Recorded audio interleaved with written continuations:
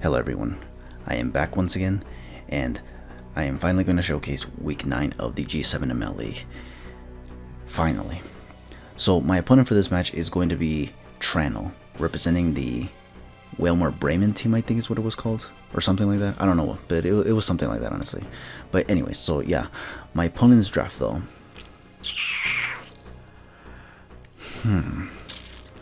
Okay, fine, I'll show it. It looks like this. And as you can see, a lot of it is very annoying actually, because, you know, like a lot of the stuff that he has is very overpowering, and I feel like a lot of what he can bring can really just do my team in, honestly, my whole draft in fact. Like the only thing I can really hope for is that my opponent's not as savvy as, you know, as they can come, honestly, and they make a lot of misplays and stuff like that. Because otherwise, yeah, I don't see myself doing very well against this guy's team. But we're going to see how this match turns out. Let's just get this match over with, honestly. But here we go. Okay. So my opponent is going to lead off with a Mega Scissor. Because, yeah, this Scissor is his Mega, obviously. I lit off with the Mega Metagross. Unfortunately, the Metagross has absolutely nothing for Mega Scissor. Because the moves for Metagross are actually, I think, Zen Headbutt. It was for Conkeldurr, by the way. Meteor Mash, Ice Punch for the Glisker, and Bullet Punch, in case I needed to, like, priority attack something, honestly. So, I can't really do anything with Mega Scissor, unfortunately. That's why when I saw Mega Scissor, I was just like, ugh, boy, this might not be good, honestly. I was just really hoping my opponent would be dumb. But yeah, you're gonna see that that's kind of not the case with this guy, honestly. So here I'm gonna obviously switch into Milotic, obviously, because the matchup is just not favorable for Metagross here right now. Unfortunately, he sees this coming right away and goes for the U-turn. Goes into Manaphy, and I was thinking, okay, this thing is probably gonna have the Energy Ball.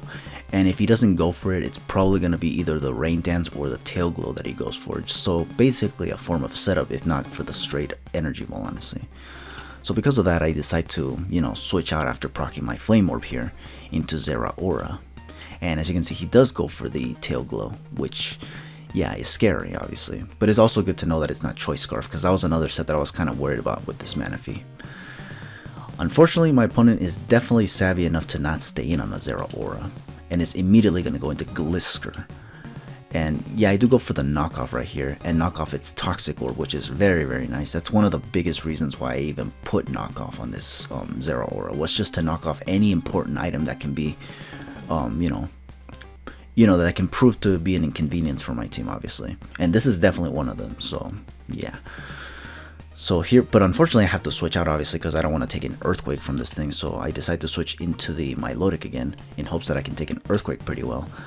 However, my opponent seemed to have saw this already, honestly, and immediately switches into Scizor. Well, not that that's a good matchup for, you know, the Milotic switch, and he was predicting me to switch out into something, but I guess he didn't know into what yet. But he went into the Mega Scizor, which I guess is not a bad thing if he can, you know, pivot into something else. But yeah, I think here he's going to switch out into something else. Like, he's not going to go for the U-turn. He's just going to hard switch into Manaphy here. I do predict the switch, and it would be this Manaphy, which is why I go for the Toxic, obviously. I did not think he would want to stay in with this Mega Scizor, honestly, because if I go for Scald and get the burn, that can definitely be an inconvenience for the Mega Scizor, obviously. So yeah. Here I switch out because I still don't want to take out the I don't want to take the Energy Ball, obviously. And rather than going for the Energy Ball once again, he's actually going to go for the Rain Dance. So seeing the Rain Dance and the Tail Glow kind of told me that maybe, just maybe, this thing maybe doesn't have Energy Ball. So I was keeping that in the back of my mind, you know, after sending in Tapu Lele here. Here, I think I try to go for a Moonblast here, but, you know, obviously he knows that that's a possible move that can come out of Tapu Lele, and he makes the wise decision of sending in the Mega Scizor, which obviously resists Moonblast, so that's actually very bad for me. Now here I'm gonna hard switch back into Milotic. I figured, you know, it's raining, so maybe I can get some, you know, like Scald boost, you know, from the rain and whatnot. Unfortunately, my opponent sees this coming right away again, and He's gonna go for the U-turn and go back into Manaphy. Now again, because I saw the rain dance and the tail glow, I wanted to believe that maybe, just maybe, you will not have the energy ball. I was fearing it this whole time, but he never went for it, so I was just thinking maybe he doesn't have it. Maybe he's just bluffing it. But no, this dude really had me had, honestly. And yeah, just revealed the energy ball right when I was starting to kind of like not expect it at this point. I'm telling you, this guy is just quite savvy, and with a busted team on top of that. But yeah, here we go. I send in Tapu Lele again. Even though it's raining, I do go for the hidden power fire here, expecting that damn Mega Scizor to come back in, and he does send it back in. So, but unfortunately, yeah, despite it raining, obviously I had to go for this move because obviously that was the best thing I could go for on the Mega Scizor. Anything else was just gonna, you know, take it way too well. So here, I hard switch into Metagross, and he, I think, switches out into the what's it called, he went into the Xerneas, and yeah, and I just, you know, went into Metagross kind of expecting him to, because once the rain was gone, I could have gone for another hidden power fire, and you know, I don't think he would have wanted to stay in on the Mega Scizor, obviously, so he went into Xerneas, obviously. So I went into Mega Metagross predicting that. Obviously, he wasn't going to let that thing go down, and I kind of expected that, which is why here, I actually go for the Zen Headbutt. And he switches in the Salazzle, and yeah, obviously doesn't appreciate the Zen Headbutt, and this thing turned out to be Focus Sash, which only makes me glad I had the Bullet Punch, because that allows me to take out the Salazzle, at the very least. But now he's going to bring in this thing, which, again, Mega Metagross, at least this one, cannot really do anything about. It doesn't have Earthquake, it doesn't have Thunder Punch, and even if it did have those moves, given that this Scizor does seem to be a bulky one, it probably wasn't going to do much anyway, so yeah, this Metagross was kind of invalidated by this Mega Scizor, crazily enough. So yeah, here I send in Zeraora now, obviously. And this thing, annoyingly enough, is just going to go for the Roost, predicting that switch, honestly, which is incredibly obnoxious. But yeah, it is what it is. Now here, he's going to switch into Gliscor, and yeah, I go for the Fire Punch just hoping that he'd stay in, obviously, but he's not going to do that, obviously. I think it was right here when I was really starting to wish I had Hidden Power Ice over Knockoff, but you know, I really felt like he was going to be switching a lot, which he does, but it's mostly the Mega Scizor he switches into, which Knockoff doesn't really do anything to, because, you know, Mega Stone, obviously, you can't knock that off, obviously. So yeah, it's just a real pain, honestly. Really wish I had a Hidden Power Ice, but yeah. So here I have to hard switch in yet again. I go into Crocodile, and he does go for U-turn. Thankfully, this U-turn doesn't do as much as I thought it would do, honestly. And here he's just going to go for the Xerneas switch in, which I wanted to believe was not Scarfed. But as you can see right here, it was Scarfed, so yeah. I think it was here when I was really just starting to kind of like trip balls, and I actually started to kind of like think less on my moves and just started going for whatever, honestly. Just because it was here when I was really just starting to lose my patience. Like, I was starting to get way too frustrated, actually. But here we go. I send in Mega Metagross now that I lost my Crocodile for no reason. And I try to go for, I think I try to go for the Meteor Mash here. Yeah, I do. And he just switches into this Scizor, which after roosting is back, like, it's not going to do anything with the Meteor Mash. And yeah, it's pretty obnoxious, actually, that this Mega Scizor is literally doing like all kinds of shit right now. I switch in Tapu Lele, he goes for the U-turn, and now he gets to switch into literally whatever he wants again. Goes back into the Xerneas. I now know this thing is Scarf, so it's just gonna possibly one-shot my Tapu Lele, given that this is a powerful legendary we're talking about here. So I switch out again, go back into Mega Metagross. He does go for the Moonblast. Even though it resists, it does do a lot though, like a fair amount actually. And even if I actually try to, you know, attack it, obviously, he's just not going to allow me to attack the Xerneas, obviously. He's just going to switch back into Mega Scizor, which again eats up all of the moves, which is why here I actually double switched into Tapu Lele, predicting the switch in, obviously. And here, he's just going to switch back into the freaking Xerneas, obviously. And I try to go for Hidden Power, but, you know, that doesn't do anything to Xerneas, obviously. So I try to switch back into the Mega Metagross, and again, just goes for Moonblast, and it's looking like a 3-hit KO, honestly, despite the resistance, which is kind of insane. And honestly, this kind of makes me question why Mega Metagross is even in the Uber, honestly, in the Uber tier. I mean, obviously, it's too good for OU, obviously, but when thrown into Ubers, it becomes one of the more underwhelming mons when you compare it to the likes of Xerneas, Arceus, and maybe even Kyogre, honestly. I don't know.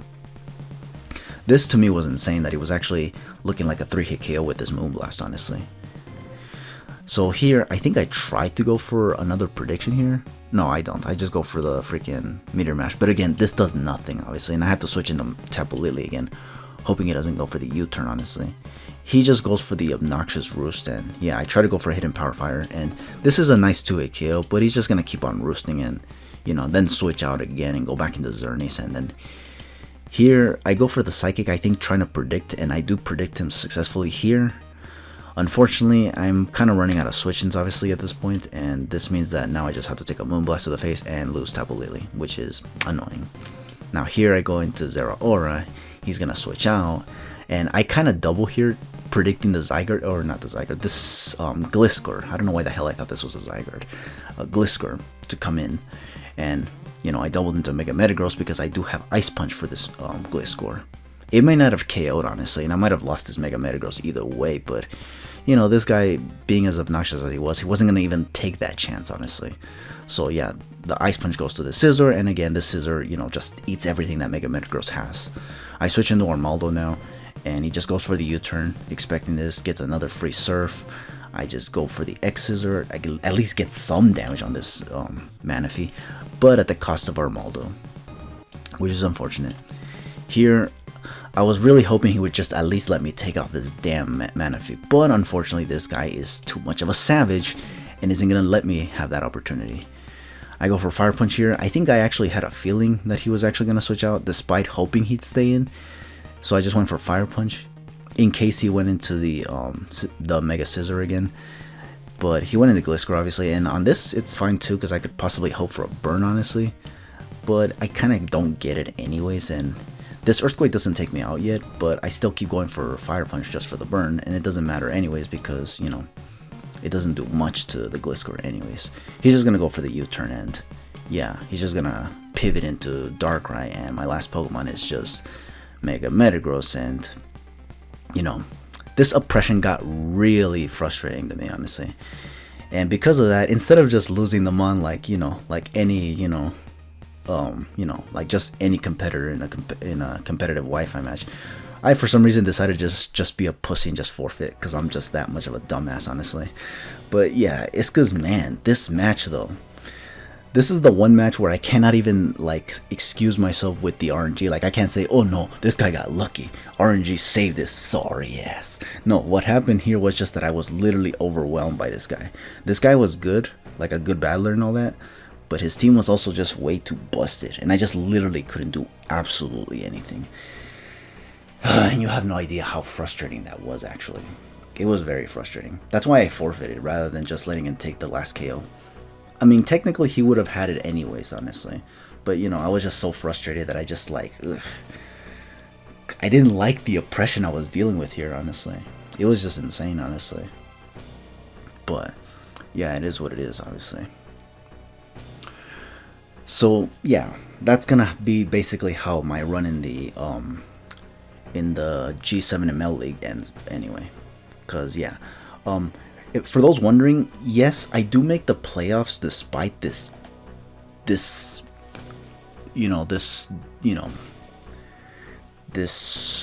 how can I even describe this match? I don't know, this catastrophic type of a match here.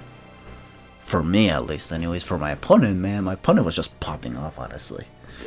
But, yeah, no, for me, this match was just so damn devastating that, yeah, despite that, I actually still made the playoffs. However, I chose to not do the playoffs.